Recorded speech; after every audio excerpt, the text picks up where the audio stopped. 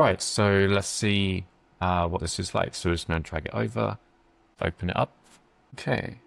Okay, so this is interesting as a different starting point, but this here in itself was that could be a Chrome extension. So let's see what more we get. Like in terms of the tabs, we have tabs on the top, so we can change them. So we have extensions. Okay, that's just normal Chrome. If I new tabs, okay, this is interesting. But again, that could be a Chrome extension. Same with this and this. Let's actually do though. Okay, there's a little bit more to it. But again, this feels a little bit like T3 chat, I guess, built in. Are there limits to this? So if you're going to want to switch over to a completely different browser, you don't want to then find that there's going to be costs associated that you didn't plan in at the start. Okay, that's here. So if I click this, I'm guessing I can just leave that running in the background. I was expecting something a little bit more. Okay, so let's try. So this is the URL bar. Okay, so this is sort of like creating your own agents here. So if I was to say, if we were to give it like a task to do, find the... So again, this is more, this could have been a Chrome extension. Okay, we have some slightly different changes to the UI. But on the whole, this is all just a new tab extension. I mean, I'd love to actually try that. Maybe that'll be the follow-up of this video. Let's say I'm reading an article. Okay, so that's not able... I would have thought if it understood that, it'll be able to directly take me to that site. So let's ask a question. Why has... Okay, I mean, again, this is an extension really, isn't it? That's what we're talking about here. This is the sidebar extension, right? Like if we were to go to the web store, again, I mean, I don't know if it's me, but this browser doesn't seem to work.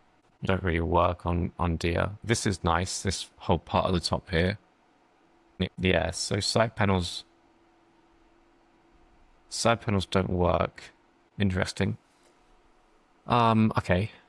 I mean, that's something. So the main questions I would have is what things are they not supporting yet? So we've just found there that they don't support the side panel for Chrome extensions, which is a core part of Chromium. Thinking of the amount of calls they must be making cost-wise, how long will this be free for? Because if you are going to make the switch to another browser, you don't want to then suddenly find out it's going to cost a certain amount a month that you hadn't really factored in. Let's just remove these extensions here. That would be my main question. I mean, I guess it is the waitlist time, but if you want people to make that leap to switch their browser and all the things they have built around it, to then suddenly say this is going to be, I mean, it's extreme, but say $300 a month to start using this browser and keep using it, that could be a stretch. Features like this are fine, but again, that could just be a new tab.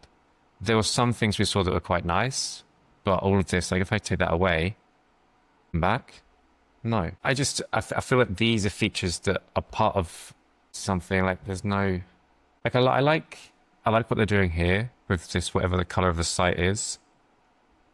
They adapt that, so there is sort of a URL bar. The new tab experience is nice, but it feels like that's pretty much all that is different, really.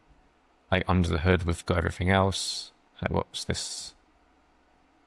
Can we still do this? Yeah. I'm not wowed.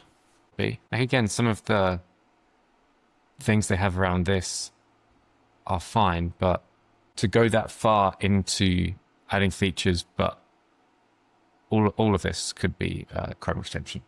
Now you have raw Chromium that's built in with a new tab extension that does all of this. The URL bar, like I say, that's nice, but it's not. Yeah, again, I'm just not wowed, and I would have concerns around the price. Like there was a video Theo did a while back that went into when they switched, stopped focusing on art and some of the costs that they have going forward, the size of their team. This isn't a browser that's going to be available for free. So it could be that most parts are, but then there's certain paid limits, you know, to how many requests here that you make in a month or things like that. Or it could be, you know, they could switch to have some completely paid elements. They could start to bring in ads. The thing that I always want to have, I want to trust that if you're being really privacy focused, like we have right here, I'm guessing, for then it to not be, and then you suddenly find that these features that you're getting used to are then limited or go away, that you could really get for free outside of it. That could become an issue, I think. But that's not to say, you know, it's an interesting approach. I like what they're doing with these things here. I like the way it brings in the different tabs. So far as to say, all open tabs like that, that's nice. What are these tabs about? But again, that could still be a Chrome extension that can take in the context of the tabs. It doesn't have to be a browser. It's interesting that it didn't detect these as tabs. So the only tabs it found, where was it? Once I close it, it seemed to just be this. Can I get my history? Was it this one? Okay, so these are tabs and these are chats. So they are tracked differently here. I mean, I'll give it more time to take a look, but my initial thoughts are I don't like that they don't have support for the side panel. That's been around for a while. It's a brand new browser. It should be there. That should be built in. And especially when you go up to this extensions menu, you go to add extensions, and it doesn't really mention that there might be things limited. Even though we see this chat here can use the side panel. So that's my main concern, really.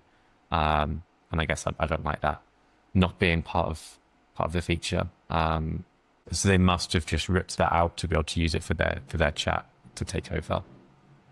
Other than that, I mean, it's nice. It looks nice. I like the design. I like I don't know if I caught it in the video, but there's a nice animation, I suppose, that comes in when you first start after downloading.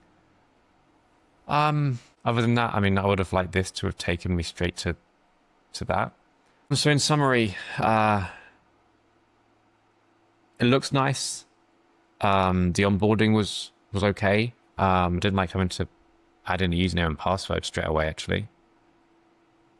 An invite, that's nice.